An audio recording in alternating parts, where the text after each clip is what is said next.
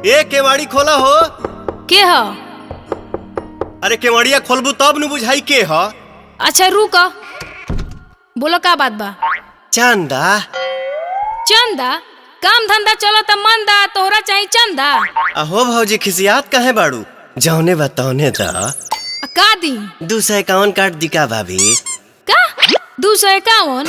हाँ ना भग बोलो।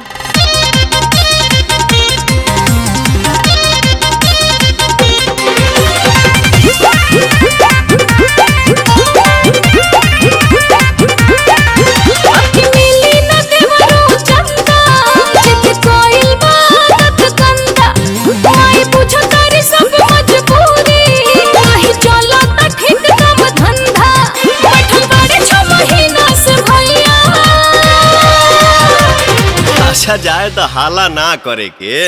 हम बुझा तानी की कमाई नहीं खे भइल, लेकिन का करबू भौजी, पूजावा त करही के न पड़ी। जौने बताओने द। अभी ना गइल लोग। कहे कइले बाड़ू हाला खोला बक्सा के ताला द ये कर हो रुपैया। अभी जतने ले चूरी पूजा कोई बा जरूरी द ये कर हो रुपैया। ऐसे ना नु लौटावे के चाही खाली, कुछ हो त द। अच्छा रुक, उपाय लगाओ तनी।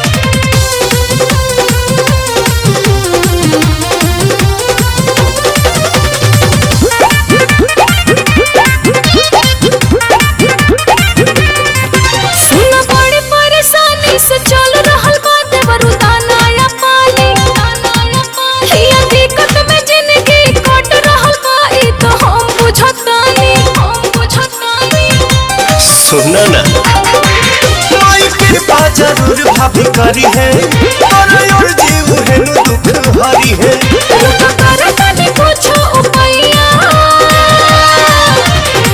हई देखो ना, दीपक वो भौजी 5 रुपया दे लिहा, तू कुछ बढ़ा के दे दो। अच्छा कहे कोइले बाड़ू हाला खोला बक्सा के ताला दो ये कर हो रुपैया।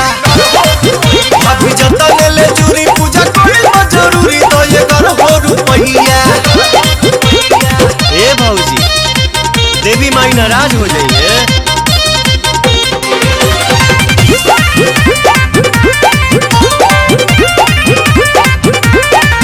बड़ी बनी मजबूर, लेकिन दे हम जरूर बट जतने सकते। दोनों हाथ जोड़े हम माई करी है रहम, दिल से करम भक्ति। अब बुझलू तो श्रद्धा मन में जवन हो, चंदा मांगे आइल बाप मन हो। बचनी सबके सहाय होई है मैया।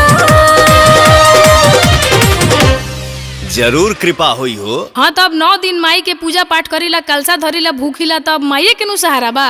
काहे कोइले बाड़ू हाला खोला बक्सा के ताला दो ये कर हो रुपैया। अभी जतने ले चूरी पूजा कोई बा जरूरी दो ये कर हो रुपैया।